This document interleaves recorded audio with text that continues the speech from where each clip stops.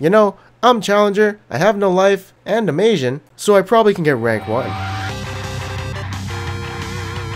Previously on Jackie Chan Adventures, we were at 528 LP, and then we play Malzahar in the top lane, just because he's my comfort solo laner at the moment, so I am gonna play him in mid or top lane. But this game is not looking too hot. I mean, we're already down a lot of kills. I'm just sitting here in the top lane, you know, just chilling, and then I come and see that the Vladimir is killing our teammates, and the Vladimir actually gets a double kill, which is kind of a little sucky. And right here, I didn't really calculate my mana cost, so I don't actually have enough mana for my ult. So I'm in a sticky situation, and I'm getting some mana off my, mana regen items, so I can ult right here, but instincts tell me that I should auto attack him for the last hit. Oops, shouldn't have counted my ult, because I did forget that Vladimir has an enhanced Q coming in, so I shouldn't have auto attacked him for the last hit. But Vlad actually has 7 kills right now after that team fight, so I think my team is like, hey, we should, open mid. And I'm kind of agreeing, because our mid and jungle are really far behind. So, my team AFKs, I don't really mind. The game kind of felt a little lost. I don't know what I could have done better. Actually, I do know what I could have done better, but I don't think it would have made a difference. And you know me, usually I say, hey, never surrender, we can probably win this game, but I didn't feel like I could carry. I don't think my team felt like they can carry. So me and my teammates are like, okay, game's over, we'll move on to the next one. Again, this doesn't really happen often, if I see a small chance of winning the game, but this one, it just felt really small and very insignificant. Now right here, I think the cast was coming to gangbang me with his jungler, but he doesn't have flash, so I'm not sure why he came, but we do get a kill on him, and then we tried to do a little gangbang on Gnar. We have to roam top to help him and get all these free kills, as they were trying to do a turret dive, but it backfired and Gnar escaped. So all that's left to do is to clean up the garbage that Gnar left at his tower. And I actually want to keep focus on this mid laner because Cassiopeia is a really easy gank for me and Kennen since we do have a lot of CC, and I'm pretty fed, so I feel like I can do whatever I want. Unfortunately, Rengar does come in for a counter gank, and we do get the kill on Cassiopeia, but Kennen dies right after. Now the smart decision should have been to wait until Kennen's ultimate was up, but it was a pretty greedy gank, and I also used my repel to gap close instead of saving it. So this was a very rushed gank that I thought I could do. Unfortunately, I didn't think Rengar would come, and yes, I did know Rengar's ult was up, so there was a possibility of a counter gank, but I thought we could get the kill before he appears.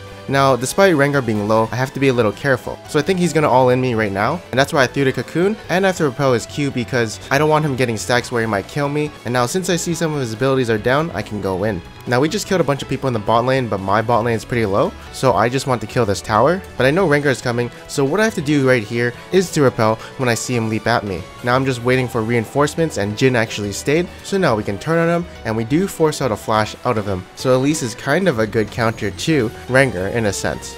Now right here, if you look at the minimap, I can't really go top lane because the tower is down, I can't go mid because Ken is not there, so my only ganking opportunity is the bot lane. And so this Jhin is trying to bait the enemy. You can see him being really aggressive, which can attract the attention of enemies. And the Karma says, ooh, Nami is mid, this is a free kill for us. But little did he know I have cum shot in the bush. And then we just go Hammerinos onto this Lucian. He almost kills our Jhin, but I think our Jhin is just really fed at the moment, so he's got some bulkiness, and we just kill the Karma because Jhin lands a nice W. Now this cocoon I didn't think would hit, but then apparently it does hit, so I'm like, ooh, maybe I can all in on her, but I'm also scared that she has her ultimate, so I don't really want to all in all the way. But then Kennen comes in for the flank. Jhin gets a nice snipe onto the Cassiopeia. Now all my teammates are around, so it's a good time to actually go all in, while the enemy team is being picked off one by one, and they're all being focused down and dying. And the enemy surrenders at 20 minutes. In this next game, there's more mid-game and late-game things to talk about, so I'm just going to rush the early game and sum it up.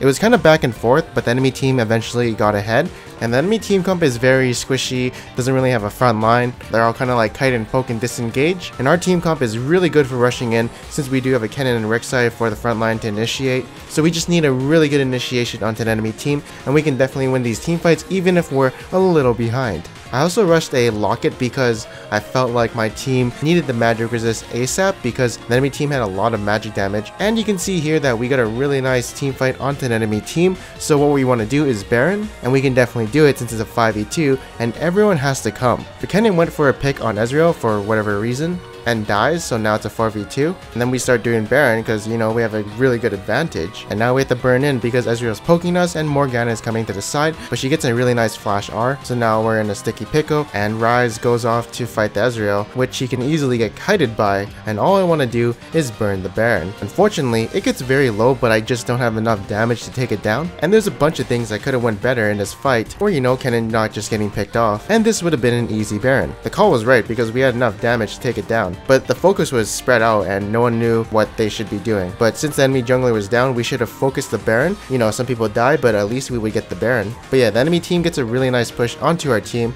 But the thing is, our team is a really good hard initiation comp, so all we have to do is get a nice setup and we'll win the team fight. Like, Kennen is really fed and he does a lot of damage, but he only gets Morgana and can't reach the back line. So since we have no more initiation or like any kind of catch, we have to back off after we have no more hard CC. Now, one thing I'm pissed about is my team doesn't have an Abyssal Scepter, like Ryze or Kennen should have one, because you can see the enemy team has a bunch of magic damage, but no one has it, and I'm pretty sad. But you can see the enemy team is still ahead, but we win these team fights. But then a little later, the enemy team starts to do Baron, because we're like trapped in our base. So yeah, they start to rush it, and you know, I'm coming in for a steal, but there was a split second where they fucked up the smite, and I could have smited it, but it didn't click in time. Like, what I'm trying to do, and I think it's a bad way of doing Baron smite steals, is looking at the hit point of Baron and just reacting when I see low hit point. But since there's ping and you're a little bit delayed, you know, what I should be doing is seeing when Elise uses her Q or some kind of burst, or honestly just using it at a random time. Either way, I'm going to work on my smite steals and switch up how I'm going to do them, which is probably just smite preemptively or something. Now here, I feel like we can win this if Kennen gets a really nice ultimate, even if it was a 3v5, but I feel like if he flashed in them, it might have been better. But you can see, again, we're still winning these team fights. Well, almost, even if the enemy has a big lead. Eventually, the enemy team did get our middle inhibitor, so now they want to push our exposed inhibitor on the bottom side. But I'm actually sick and tired of this bullshit where they keep sieging for free, and I just go in, get a hard initiation onto the enemy team. I do suicide for it, but Kennen gets a really holy fucking shit ultimate, and we trade 1 for 4. You can see our team comp is way better at team fighting than enemy teams, so if we force any fight, we'll eventually win the game. Now, I don't really know if Kennen scales good into the late game, you know, ever since his rework, but I think he does now, I'm not 100% sure. But our late game team comp is really good. We have Ashe for DPS, I'm a tank, Ryze is pretty good, and the enemy team has, you know, Elise, Morgana, Ezreal, and Thresh. So their late game is pretty bad. And now the Elder Dragon spawns, but we do a 2v3, which is good if he got a really nice ultimate, but he didn't. So, you know, I'm kind of dead here, and the only thing I want to do is kill the Elise. Now, for some reason, they didn't do the Elder Dragon, so I'm like, okay, let's start it ourselves. But we also want to do a catch before we enter this team fight. But you can see the enemy team is collapsing on us, and actually, this wall on us is pretty good and makes us into a weird team fighting position. Now we decide, hey, let's kill the people on the bottom side. And this team fight is actually really chaotic. I want to go in, but my Kennen is looking to peel back, so we were on different pages, but Kennen comes in to save the day and gets a really good ultimate on them. And I'm pretty sure Kennen is really good for the late game. I mean, the damage is huge. So we get the Elder Dragon, and we want to contest the Baron because they're starting to do it. And we'll probably win this team fight since we have the Elder Dragon buff. So I say, hey, you know what? I'm going to go in and initiate right here. And even though I'm kind of suiciding right now, I just have to start the fight. And Kennen will come in with, you know, his huge ass ultimate. And oh my, like, what is this fucking damage? I don't understand. And, you know, it's a good time to do the Baron. And, you know, I'm like, hey, let's do it. But my team is like, we got to defend the base. I'm like, yo, we need people. Like, I can definitely tank it with Karma's shield, but also Karma shouldn't have started it because we have no damage at the moment. And for some reason, 2 people back when we only needed 1 person. And I see the enemy team is coming in to contest, but my team is kind of like, keep doing it. I'm like, no. And you can see my team is starting to argue on who should have backed, and things are going out of control. The Baron call was good, but it's just 2 people got confused and didn't know what to do in that situation, so we have to leave the Baron. And then Ryze suicides, but whatever.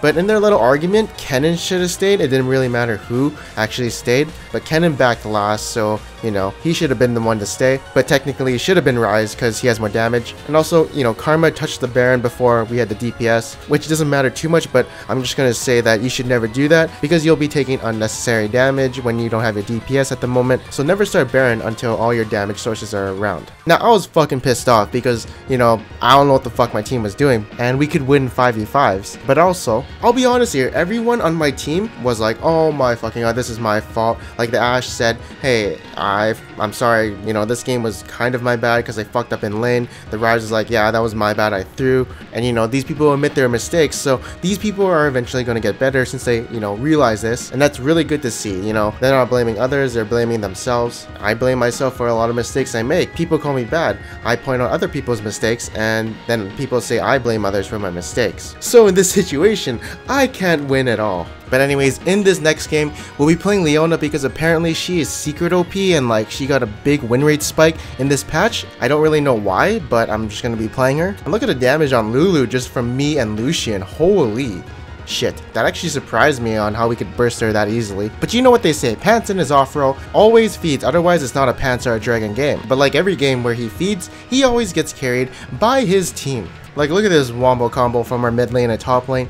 Jesus Christ. But yeah, my team is just very far ahead. We're kind of screwing around, but we do eventually win the game. And that brings us to 550 LP. But now we play this Janna game and we get 4-man Dove in the bot lane. And right here I do hold on to my exhaust because I don't think the outcome would have changed. Maybe we would have killed the Graves who was under tower, but all I saw was we were dead. But the Ezreal probably could have got a kill onto the Graves if I had exhausted Lucian so he lived a little bit longer. Now I wanted to ward this bush, but I didn't think people would be in the bush. So what I could have done is if I had a thought that they might be in the bush, my finger could have been on a flash key and maybe I would have lived. But it is a 4-man dive bottom, so maybe it would have probably not mattered. And actually Keith is pissing me off, even though I'm making these little mistakes. I don't think they would have gone any different. But yo, I'm gonna tell you guys a little story because I don't really give a shit about him anymore. So a year or two ago, he actually helped me with a tier list, and I gave him a shout out to his Twitch channel, and this was like 4 months before he joined TSM. But then like a little bit after he joined TSM, he randomly removed me on friends list, and you know, I was like, okay, whatever. But you know, all this passive aggressive shit on me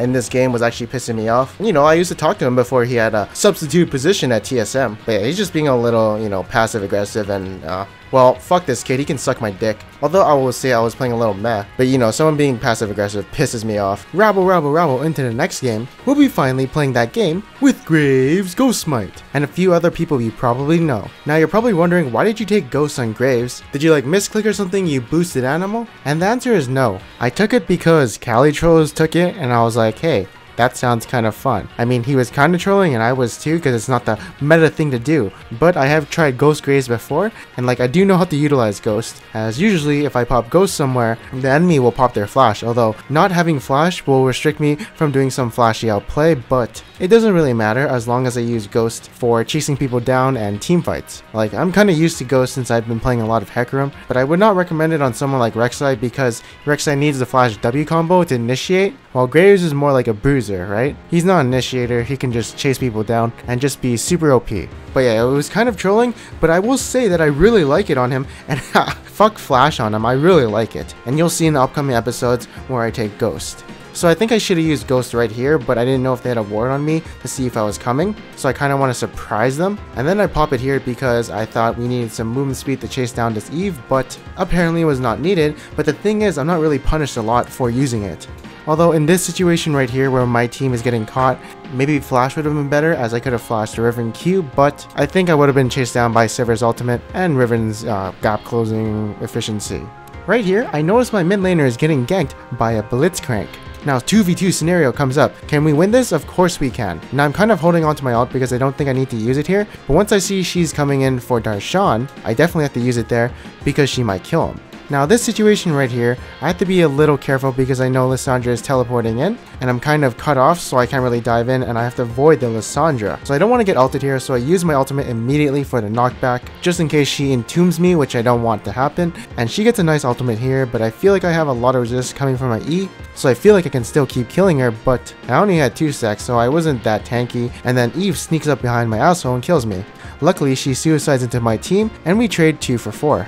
Now you may notice I'm not going to dancing build, I'm going to armor penetration Graves build, and there's like 2 reasons why I'm doing this build. It's because 1, the enemy team has a bunch of squishies, so I don't have a bunch of tanks building armor. And 2, I prefer this build over the Death Stance build because I hate auto-attacking as Graves. Like, I feel like my playstyle with him is one shot or get the fuck out, and also the crit build feels like you need to have a lot of money. And also if the enemy has range like Caitlyn or something, then you can't really get close to them, and it's hard to auto-attack, so I just rely on being Spellcaster Graves and blowing people up. This build should be updated in the next patch tier list. So we're actually baiting the Baron right now, trying to get as much picks as we can, and Jhin goes with the Initiation Ultimate, and you know what, I say, hey, it's time to pop my Ghost, but I'm not activating my Ghost Blade yet because I don't want to overcap on movement speed, so I save it until my Ghost runs out. But I guess it doesn't matter because she does have her ultimate, and it does slow us down, but Maokai also ghosted, so he's coming in from the back and cutting them off, and I feel like Ghost actually made all these kills happen because we had so much movement speed to just chase for a really long time. But we're actually pretty far from Baron, so we cannot do that right now. And we just kind of reset, recall, buy our items, and get our health back. But now there's a team fight going on, and I decide, hey, it's a good time to go on this Lissandra. And she's pretty caught up, but she actually gets a nice ultimate on our team off, and I probably could have finished her with my R, but at the time I didn't think I needed to use it, and when she was using her E, that was the moment I should have used my R because she was coming in onto my team. So a little team fight mistake there, but we do get the Baron off that team fight. Anyways, basically what happens is, since we get the Baron, we do a little team fight, we catch the enemy out, which is easy kills for us, and usually if you're defending against the Baron, you should be wave clearing, somehow stalling, or getting a really good initiation onto the enemy team, but sometimes there's very little to do. Anyways, with that game done, we are now at 587 LP and very close to 600 LP. So, you know, in one episode, we've made more progress in the past 15 episodes. So, you know, we're starting to improve, I guess. But I will say that I'm starting to realize some things I'm doing wrong and implementing them in my playstyle. Like, to be honest, for the past 5 or 6 months, I've not been playing solo queue. I've been making videos, but now I can concentrate on solo queue and make videos at the same time since it's going to be about solo queue. So basically I'd say the past 15 episodes was just me basically trying to get my head back into the game. But anyways, that was the last game of today.